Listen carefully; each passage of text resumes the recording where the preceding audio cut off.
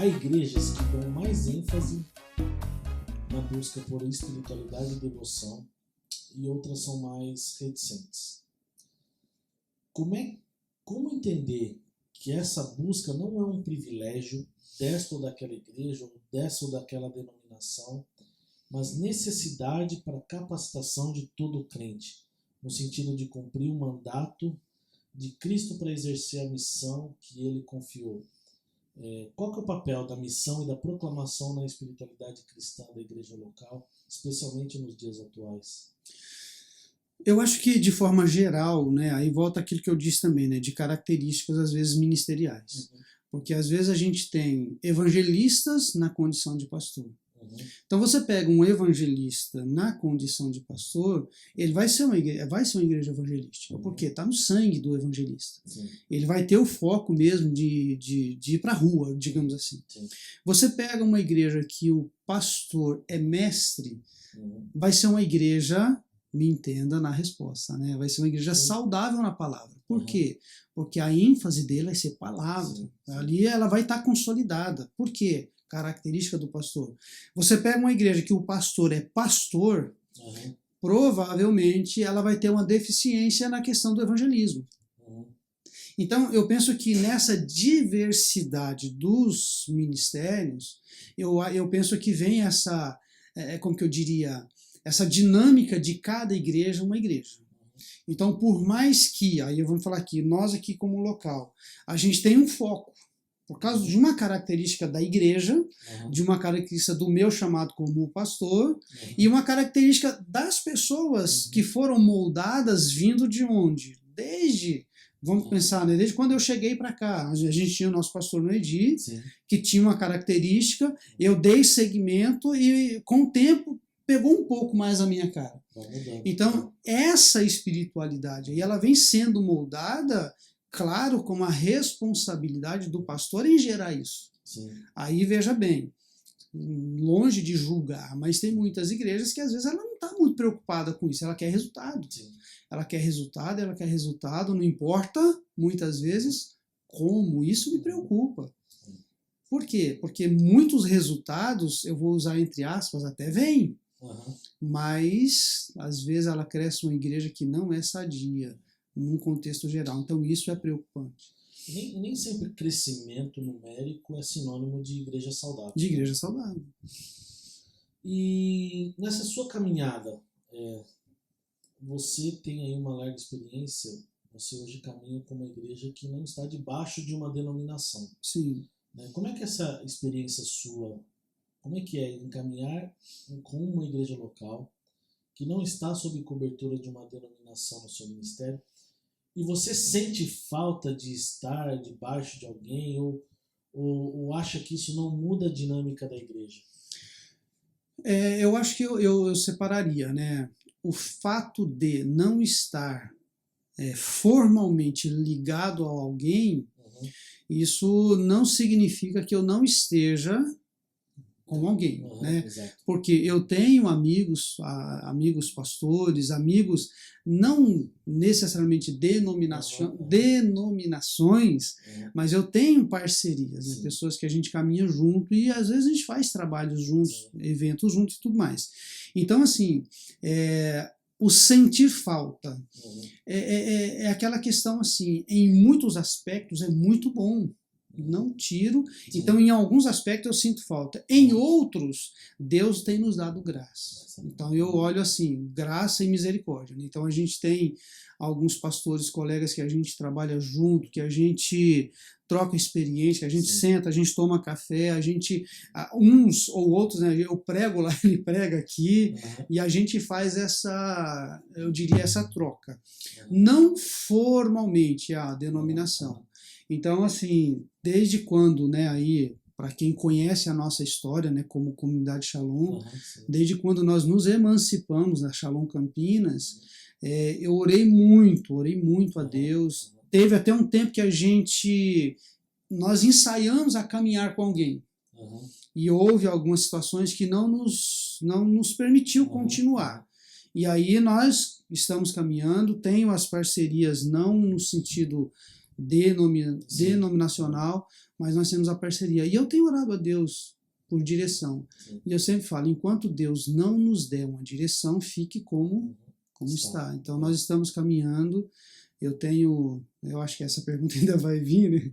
Eu tenho amigos que a gente caminha junto, que a gente tem essa, eu diria, essa parceria. Deixa então, pessoal, eu acho que aí já entra nessa questão, mas nem sempre, né? A Shalom Campinas caminhou também 15 anos Sim. como igreja local sem estar debaixo de uma cobertura formal, né? Vamos dizer isso. Mas ela nunca deixou de caminhar sozinha, ela sempre teve pessoas ao lado, né? Sim. Então, o pastor Noedi, ele sempre fez muita questão de falar que ele tinha pastores sobre ele a quem ele prestava conta. Mas sempre fez questão de dizer, tenho pastores né, que estão sobre mim, alguém que eu presto conta, que caminha comigo. Então nem sempre você caminhar como uma comunidade local, não estando debaixo de uma denominação, significa que você está sozinho. Está sozinho, isso. Então, agora eu vou entrar por outra questão. Por isso que é sempre importante de ter mentores. Sim. Né? Mentores, discipulador. Então, a minha pergunta é, você tem algum mentor, você tem discipulador, pastor, alguém você pede ajuda, presta conta? Quanto que você considera ser importante para a sua vida e para o seu ministério ter alguém a quem prestar contas? Bom, a pergunta se é importante é redundância, né?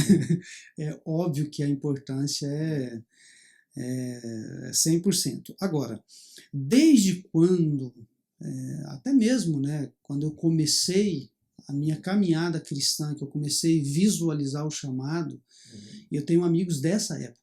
Então vou citar nomes porque para mim é honra, né? Eu tenho o pastor Lopes, né, que hoje ele é pastor, eu acho que ele está licenciado como pastor local, né, mas ele é da Nazareno, em Campinas. Ele é um pastor que me ajudou quando eu era solteiro, tinha 17 anos, 18 anos de idade. E ele é um pastor que a qualquer momento, não importa a hora, que eu ligar para ele, eu tenho certeza que ele é aquele porto seguro. Sim.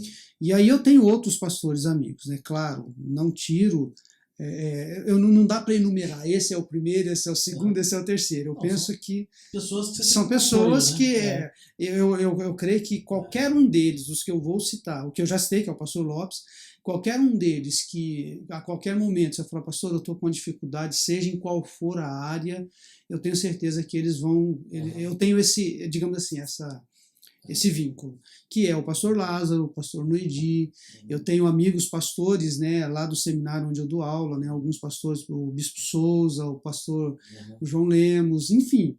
Então, assim, eu tenho amigos pastores que para qualquer necessidade estarei junto.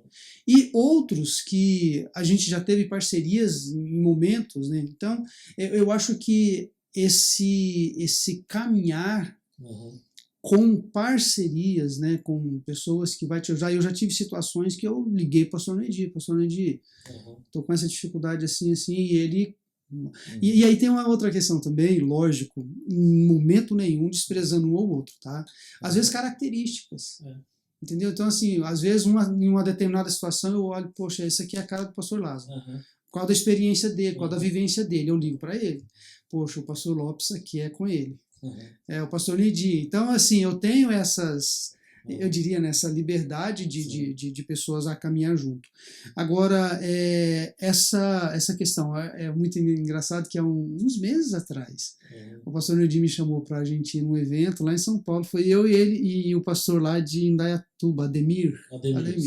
Fomos nós três. E foi muito legal porque o pastor Noedi sempre sendo pastor. Quando a gente entrou no carro, e aí, Sival, como você está?